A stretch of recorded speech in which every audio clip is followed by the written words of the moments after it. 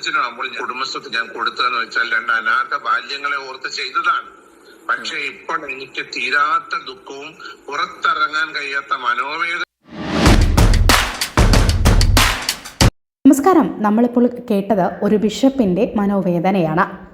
നിങ്ങൾക്ക് എല്ലാവർക്കും അറിയാം ഫ്ലവേഴ്സ് ചാനലിലെ കൊല്ലം സുധി, അദ്ദേഹത്തിൻ്റെ അകാലത്തിലുള്ള വിയോഗം. അതിനെ തുടർന്ന് അദ്ദേഹത്തിൻ്റെ കുടുംബങ്ങളെ ഫ്ലവേഴ്സ് TV ഏറ്റെടുക്കുകയും കുടുംബത്തിന് വേണ്ടിയുള്ള സഹായങ്ങൾ ഫ്ലവേഴ്സ് TVയുടെ നേതൃത്വത്തിൽ നൽകുകയും ചെയ്തു. അവർക്ക് വീട് വയ്ക്കാൻ സ്ഥലം നൽകിയത് ഒരു ബിഷപ്പായിരുന്നു. അദ്ദേഹത്തിൻ്റെ ഫോട്ടോയൊക്കെ സാമൂഹ്യ മാധ്യമങ്ങളിലൊക്കെ പ്രചരിച്ചിരുന്നു. അദ്ദേഹത്തിന് ആ ഉടനെ നന്ദിയും അതുപോലെ തന്നെ ഒരുപാട് അദ്ദേഹത്തിന് പ്രശംസിച്ചുകൊണ്ടൊക്കെ ഒരുപാട് വാർത്തകൾ വന്നിരുന്നു. എന്നാൽ ഇപ്പോൾ രേണുസുധിയുടെ ഈ ഒരു തെറ്റായ രീതിയിലുള്ള സോഷ്യൽ മീഡിയയിലുള്ള ഒരു പ്രചരണ രീതിയും അതുപോലെ തന്നെ സോഷ്യൽ മീഡിയയിൽ രേണുസുധിക്കുണ്ടായിട്ടുള്ള ഒരു നെഗറ്റീവ് പബ്ലിസിറ്റിയും ഒക്കെ തന്നെ ഇപ്പോൾ അവർക്ക് സ്ഥലം കൊടുത്തിട്ടുള്ള ആ ഒരു പള്ളിയിലച്ഛനെതിരെയും ബിഷപ്പിനെതിരെയും ഒരു നെഗറ്റീവാണ് വരുന്നത് എന്നുള്ളതാണ്. അദ്ദേഹം വളരെയധികം മനോവേദനയിലാണ് ഈ ഒരു വോയിസ് ഷെയർ ചെയ്യുന്നത്. അദ്ദേഹത്തിൻ്റെ വാക്കുകൾ നമുക്ക് പൂർണ്ണരൂപം കേൾക്കാവുന്നതാണ്. ലൈംലൈറ്റ് വെക്കുന്ന ഒരാൾക്ക് ഇങ്ങനെ ഒരു സ്ഥലം തന്നതുകൊണ്ടാണ് പുള്ളിയുടെ മറ്റു സ്ഥലങ്ങൾ വിറ്റുപോയി എന്നൊരു പ്രചരണമുണ്ട്. അല്ല, അത് മാർക്കറ്റ് ചെയ്തുകൊണ്ട് പുള്ളി സെയിൽ ചെയ്യുന്നു എന്നാണ് പറയുന്നത്. അങ്ങനെ ഇപ്പൊ സുധിച്ചേട്ടന് സ്ഥലം കൊടുത്തെന്ന് പറഞ്ഞത് മാർക്കറ്റിംഗ് ചെയ്ത് ഇഷ്ടമുള്ളവരല്ല സ്ഥലം മേടിക്കത്തുള്ളൂ.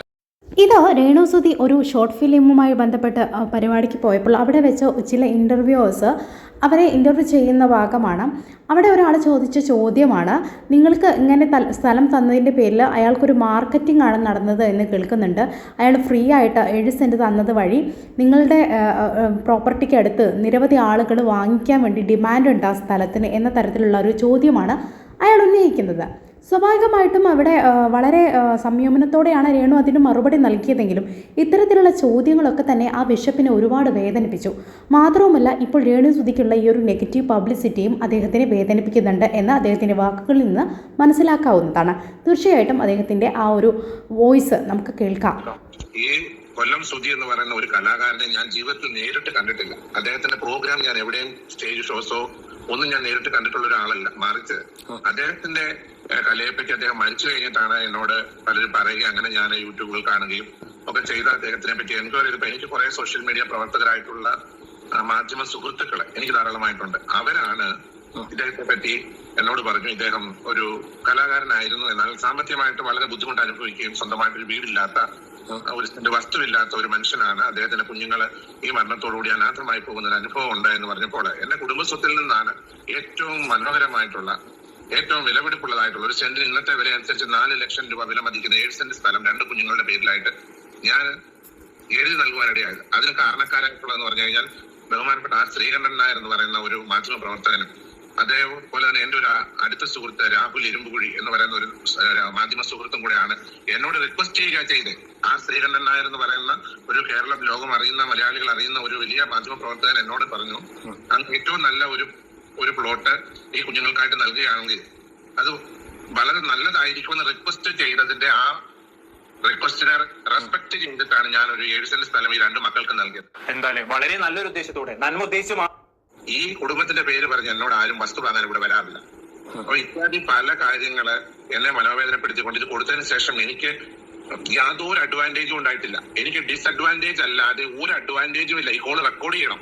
കാരണം ഞാൻ കൊടുത്തുവെന്നോർത്ത് എന്റെ റിലേറ്റീവ്സ് പോലും എന്റെ കുടുംബം പോലും എന്നോട് എതിർത്തിരിക്കുകയാണ്. എന്തിനു കൊടുത്തു എന്ന് എന്നോട് ചോദിച്ചിട്ടാകുമ്പോൾ ഞാൻ എന്റെ പേഴ്സണൽ എനിക്ക് അവകാശപ്പെട്ട എന്റെ പേരിൽ സർവ്വ സ്വാതന്ത്ര്യം ഞാൻ ഈ കുടുംബസ്വത്ത് ഞാൻ കൊടുത്തതെന്ന് വെച്ചാൽ 2 അനാഥ ബാല്യങ്ങളെ ഓർത്ത് ചെയ്തതാണ്.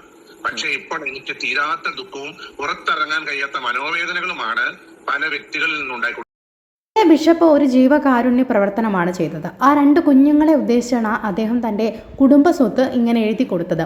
ഇത്തരത്തിൽ നിരവധി കാര്യങ്ങൾ അദ്ദേഹം ചെയ്യുന്നുണ്ടെങ്കിൽ പോലും ഈ ഒരു വലിയൊരു കാര്യം ചെയ്തതിൻ്റെ പേരിൽ അദ്ദേഹം ഒരുപാട് അപമാനമാണ് സഹിക്കേണ്ടി വന്നത്.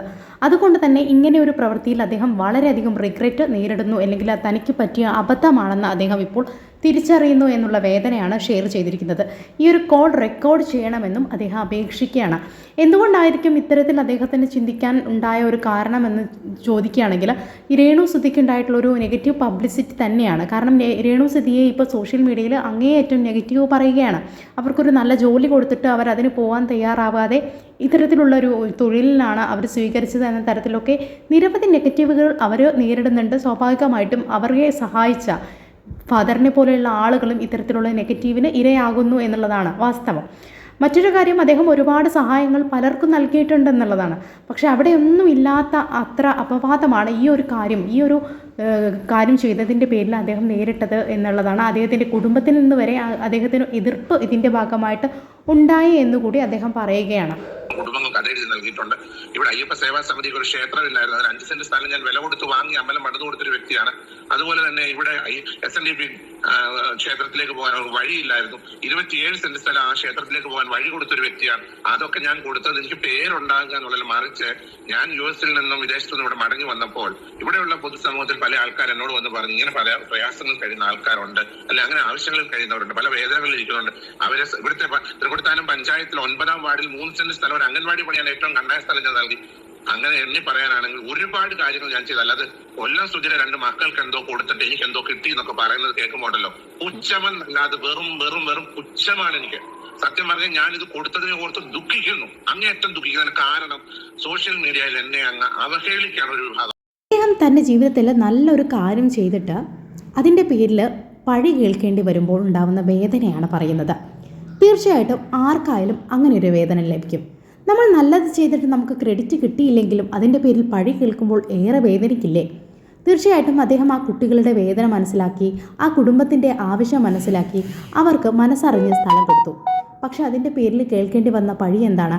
അദ്ദേഹത്തിൻ്റെ സ്ഥലം വിൽക്കാനുള്ള ഒരു മാർക്കറ്റിംഗ് തന്ത്രമാണ് ഈ ഒരു സ്ഥലം നൽകിയത് എന്ന തരത്തിൽ അതിനെ വളച്ചൊടിക്കുമ്പോൾ ഇനി ആരാണ് ധൈര്യപ്പെടുക മറ്റുള്ളവരെ സഹായിക്കാൻ? ഇത്തരത്തിൽ നെഗറ്റീവ് പബ്ലിസിറ്റി നൽകുകയും ഇത്തരത്തിൽ നെഗറ്റീവായിട്ട് സഹായിക്കുന്നവരെ പോലും നെഗറ്റീവായിട്ട് പരിഹസിക്കുകയും ചെയ്യുമ്പോൾ ആരാണ് ഇനി മുന്നോട്ട് വരിക നല്ല മനസ്സോടുകൂടി? ഇതെല്ലാം കേട്ട് നിങ്ങളുടെ അഭിപ്രായം എന്താണ്? താഴെ കമൻറ്റ് ബോക്സിൽ രേഖപ്പെടുത്തപ്പെടും.